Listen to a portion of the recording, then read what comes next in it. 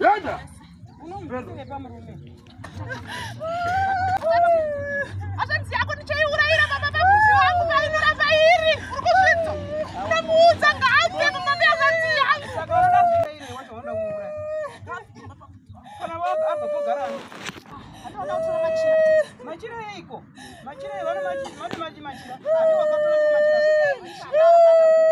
kugara pavari kutorera mwana pitanga machira mudzivi wandomusha kunzi ugare varuda kugara pavana ivava vana vadiki kuda kungwarisa havapagara uya udzi Hanzi yake rikugara pakapamukoma wangu kuti ife urai ndinomudzvinya izvezvi ndinomudzvinya ngaabve pamukoma wangu vaari kugara kutora alejisasi ovaseva avanopedza vana vakazvitoza ndakabvira ini ini ndakaenda ina nyasha ini ndakadla mwana wake ini ndakangomutora unodai pano uyu mwana wapinda uyu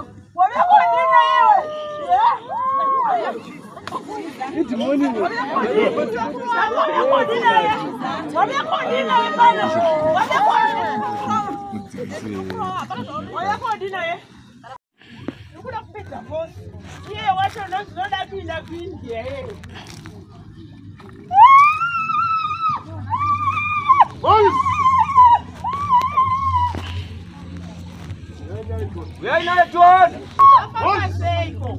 zvafamba sei wakaenda kwamutarakano vatambarengi taputsira mwana sana zvati zvafamba sei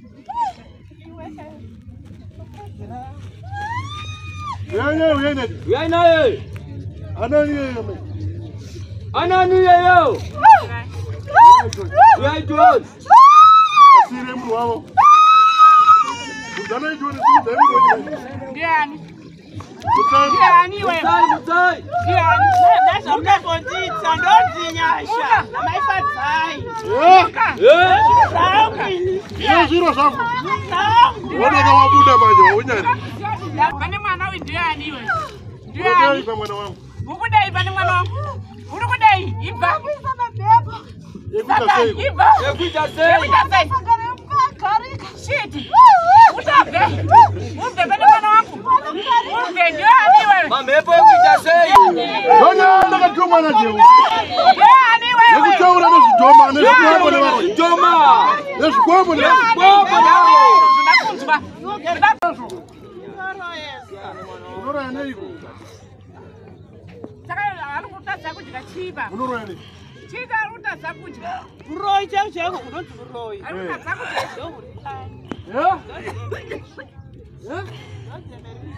Saka unoraya neiko?